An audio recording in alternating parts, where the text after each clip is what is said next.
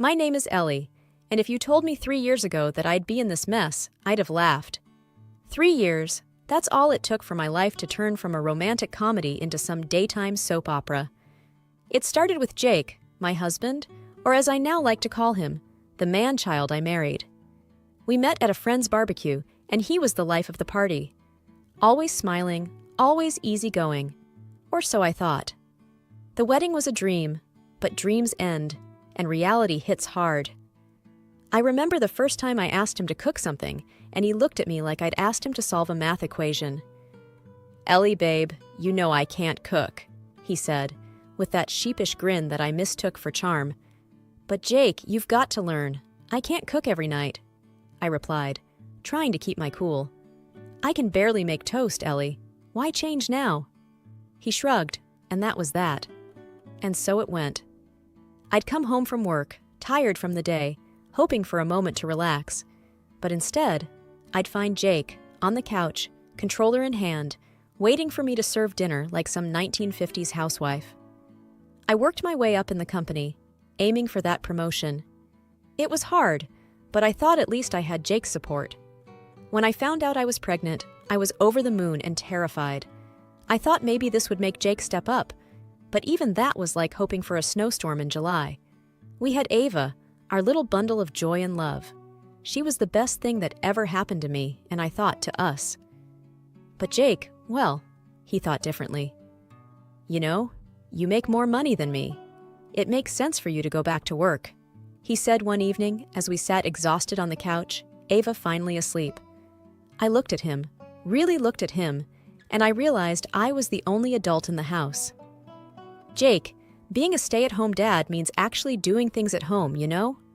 He just nodded, eyes already drifting back to his game. Yeah, I got it." But he didn't got it. Not really.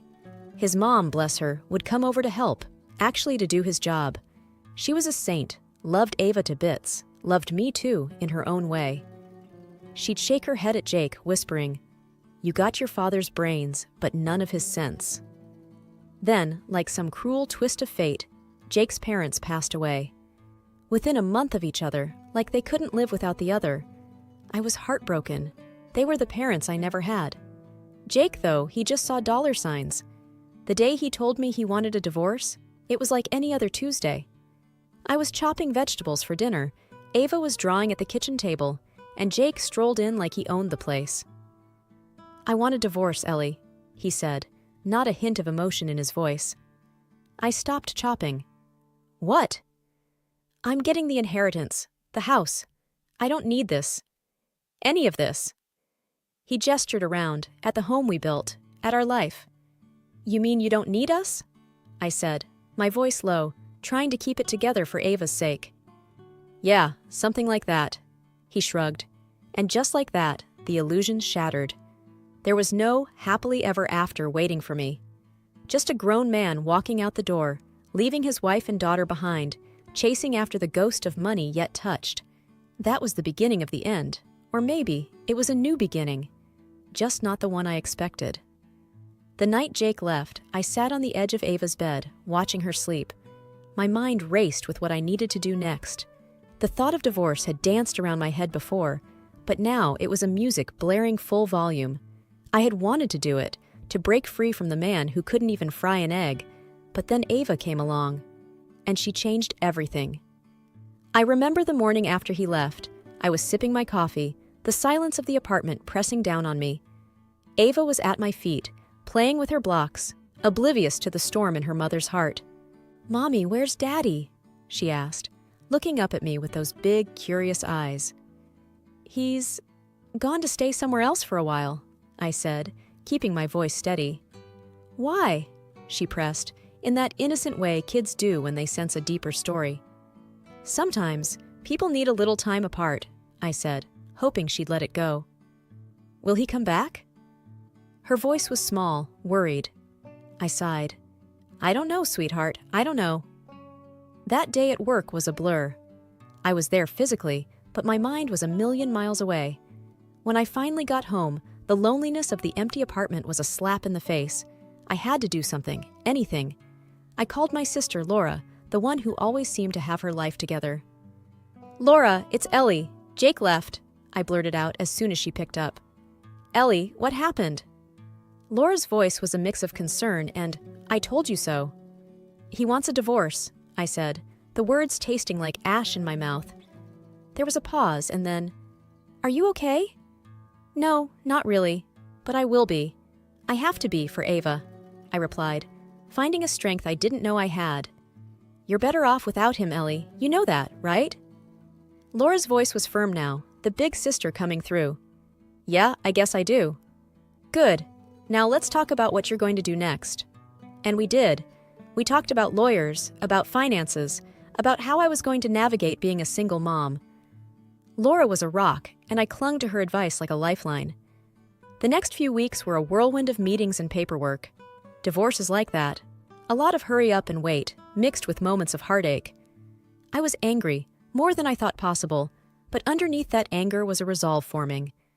I was going to get through this, not just for me, but for Ava. She deserved a life free from the chaos her father brought. Ava, she was my light in the darkness. Her laughter, her smile, they kept me going when all I wanted to do was curl up and hide from the world. One evening, as I was putting her to bed, she looked at me with those big, wise beyond her years eyes and said, Mommy, I don't need Daddy. I just need you. And just like that, the edge of decision wasn't so sharp anymore. I knew what I had to do. I was going to fight for a better life, for both of us. It was time to let go of the life I thought I wanted and embrace the one waiting for us. Just me and Ava against the world. The divorce papers sat heavy on the kitchen table, like unwanted guests that wouldn't leave. It's funny how a few sheets of paper can turn your world upside down. Ava was at daycare, giving me a few hours of silence to think, or maybe to avoid thinking. The apartment felt empty, echoes of the life we used to have bouncing off the walls. I tried to keep things normal for Ava's sake. But every night, when I'd put her to bed and sit down to face the evening alone, the silence screamed at me. I had to do something with my hands, keep busy, so I started fixing things around the house, stuff that Jake never got around to doing. One Saturday, the sink decided to start leaking, a steady drip-drip that drilled into my brain. I had half a mind to call Jake and demand he come fix it, just out of spite. But I didn't. Instead, I found myself in the hardware store, standing in an aisle of pipes and wrenches, feeling out of my depth. Need some help? A voice broke through my confusion. I looked up to see a woman, about my age, hair pulled back in a no-nonsense ponytail, a name tag that read Maggie. Yeah, my sink's leaking, and I don't even know where to start, I admitted. Maggie smiled. Let's start with the basics then. You got a wrench? Back home, armed with my new tools and a hastily scribbled set of instructions, I tackled the sink. It took me 3 tries and a lot of muttered curses, but I fixed it. There was a small sense of victory, standing there, watching the water run smoothly without a single drop escaping. My phone rang, shattering the moment. It was Jake's aunt, Linda. I hesitated before answering. She'd been caught in the middle of all this, wanting to support her nephew, but knowing he was in the wrong. Ellie, it's Linda. I was just wondering how you and Ava are doing. Her voice was tentative, like she was walking on a tightrope. We're managing, Linda. How are you holding up? It's been hard. I miss seeing Ava. The guilt hit me then. Despite everything, Linda loved Ava, and Ava loved her. Why don't you come over for tea tomorrow? Ava would love to see you. Really? I'd like that, Ellie. Thank you. It wasn't just the broken sink that got fixed that day. Linda came over the next afternoon, and for a couple of hours, our little apartment felt like a home again. Ava giggled as Linda chased her around, and I realized how much I'd missed the sound of someone else's laughter in our home. Linda and I sat on the couch, watching Ava play, an unspoken truce hanging between us. You're doing a good job, Ellie, Linda said, breaking the silence. I shrugged. I'm trying. No, really. Jake, he's my nephew, but he's not doing right by you or Ava. I looked at her, really looked at her, and saw the pain in her eyes. She was an aunt, torn between her nephew and her grandchild, and despite everything, she was here, choosing us. Life after Linda's visit settled into a new kind of rhythm. Ava's laughter filled the gaps in our little home, and my days blurred with work and motherhood. I almost forgot about Jake, almost. Then came the call that pulled him back into our lives like a bad rerun of a show you never liked. "Miss Ellie, this is Harold Greer. I'm the executor of your late father-in-law's estate. I'd like to schedule a time for you to come in and discuss the will." The voice on the other end of the phone was formal, detached. A cold knot formed in my stomach. "Of course, Mr. Greer. When do you need me?" "We've scheduled the reading this Thursday at 3 p.m. Will that work for you?" I agreed, though my mind was racing. What could possibly be in that will for me? Jake was the son. Surely he'd be the one to inherit. I shook the thoughts away and focused on getting through the week. Thursday came too fast. I sat in a stiff chair in a lawyer's office that smelled of leather and old books. The room was quiet, too quiet. Jake sat across from me, a smug look on his face. He hadn't even said hello. Mr. Greer cleared his throat. "Thank you for coming. I'll get straight to the point." He read through the legal jargon, and with each word, Jake's smile grew wider.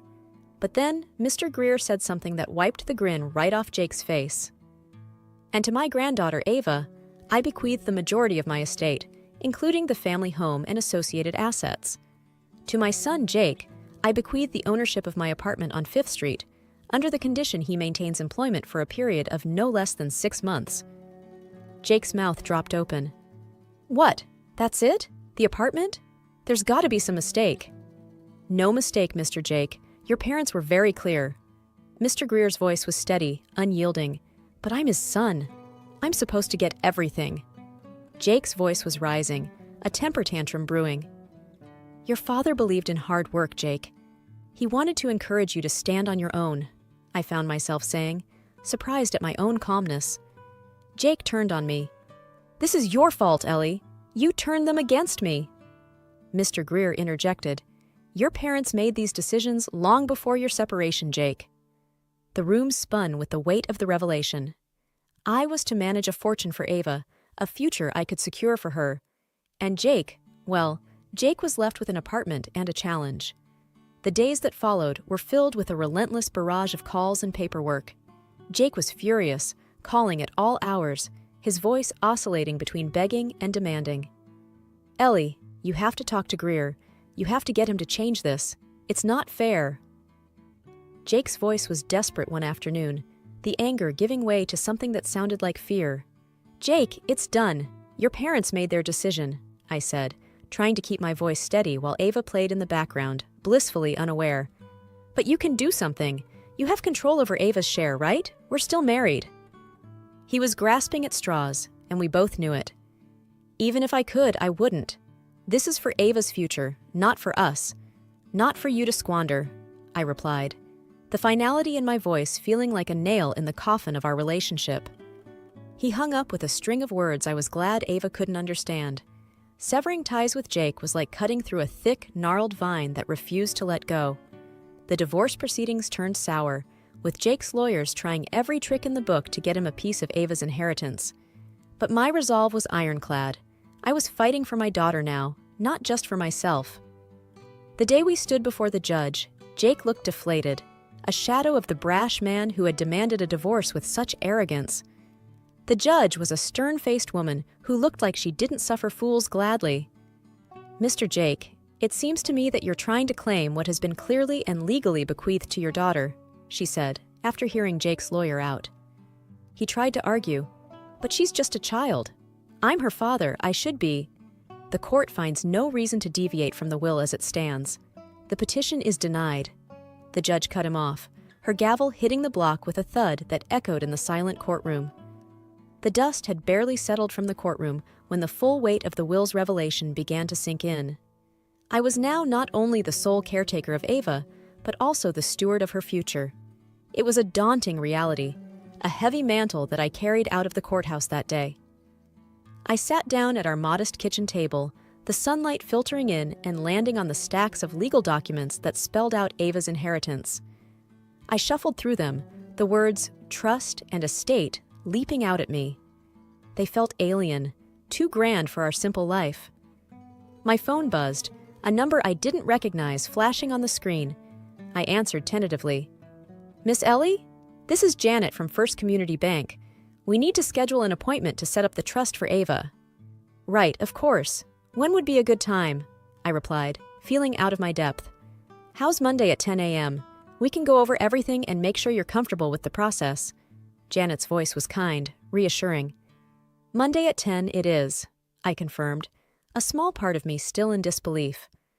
Monday's meeting was a marathon of signatures and notaries, of terms like fiduciary and beneficiary. Janet was patient, walking me through each step. You're doing a great thing for your daughter, Miss Ellie. This will secure her future, she said as we wrapped up. I smiled, a mix of pride and nervousness bubbling within. I just want to do what's best for her. That evening, as I watched Ava play, her innocence and joy untouched by the complexities of adult life, my phone rang again. It was Jake. Ellie, can we talk? His voice was subdued, almost unrecognizable. Jake, I'm really busy with Ava right now. Can it wait? I replied, not ready to let him disturb our peace. It's about the inheritance and the apartment. I need some advice, he admitted, and I could hear the struggle in his words. I hesitated, then sighed. Okay, Jake, what's going on? I'm thinking of selling the apartment. I don't know what to do, he said, and I could picture him running his hands through his hair in frustration. Jake, that might not be a bad idea, but make sure you get some good advice on how to manage the money. Maybe put some aside for Ava for the future. There was silence on the line for a moment. I hadn't thought of that. Thanks, Ellie. The calm before the storm. That's what life felt like in the weeks following the establishment of Ava's trust. The small oasis of peace was shattered one Tuesday morning when a process server showed up at my door with papers that screamed legal turmoil. I thumbed through the documents, each page a punch to the gut. Jake was contesting the will again, claiming that as Ava's father, he deserved a portion of the inheritance to ensure her well-being, in his hands. My hands shook with a cocktail of anger and fear as I dialed my lawyer's number. Michael, it's Ellie. He's doing it again. He's suing for a part of Ava's inheritance, I said, trying to keep my voice from cracking. Michael's voice was a steady force. Ellie, we knew he might pull something like this. We're ready. We'll fight this, and we'll win, just like last time. I took a deep breath, trying to absorb some of his confidence. What's our next step? We meet, we plan, and we protect what Ava's grandparents wanted for her, he replied. The legal wrangling felt like a twisted game, one where Jake played the victim, pushed into a corner by life's unfairness. But this wasn't a game. This was my daughter's future. In court, Jake's lawyer painted a picture of a father sidelined from his daughter's life, cut off from the means to care for her. Your Honor, my client merely seeks to provide for his daughter in a manner befitting the legacy left by her grandparents, the lawyer said, gesturing towards Jake with practiced sympathy. The judge turned to me. Miss Ellie, do you wish to respond? I stood, my legs firm despite the butterflies. Your Honor, everything that has been done is in the best interest of my daughter, as outlined by her grandparents. Their wishes were clear, and I intend to honor them. The judge nodded, her gaze flicking between me and Jake. I will review the case and render my decision. We're adjourned. Days later, the decision came down. The will would stand as it was. Jake's claims were dismissed. I called Linda to tell her the news, her voice weary when she answered. We won, Linda. The judge sided with us again, I said. There was a pause, a heavy sigh. I'm glad, Ellie. It's what my brother wanted, for Ava to be taken care of. I hung up the phone and watched Ava, her brow furrowed in concentration as she colored. This little girl, unaware of the battles being fought in her name, was the reason I'd weather the storms. And as the legal clouds cleared, I promised myself that I'd build a life for her so full of love and stability that no amount of turmoil could shake her foundation. Months had passed since the court upheld the will, and life had settled into a new, more peaceful pattern. The legal turmoil was behind us, and ahead lay the open road of new beginnings. I was sitting on the porch, the evening sun painting the sky in shades of orange and pink, when Ava came bouncing out, her hair in pigtails and a grin on her face. Mommy, look what I drew at school today, she exclaimed, thrusting a piece of paper into my hands. It was a drawing of the two of us, holding hands under a big, bright sun. "It's beautiful, Ava," I said, my heart swelling with love for this little person who had been my rock through the storm. "Miss Ellie, there's a call for you," called Mrs. Parker, our neighbor who had become a friend and sometimes babysitter. I walked inside, curious.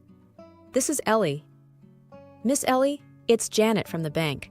I wanted to let you know that the trust for Ava has been set up successfully, and we've made the first investment for her future education." A wave of relief washed over me. "Thank you, Janet. That's wonderful news."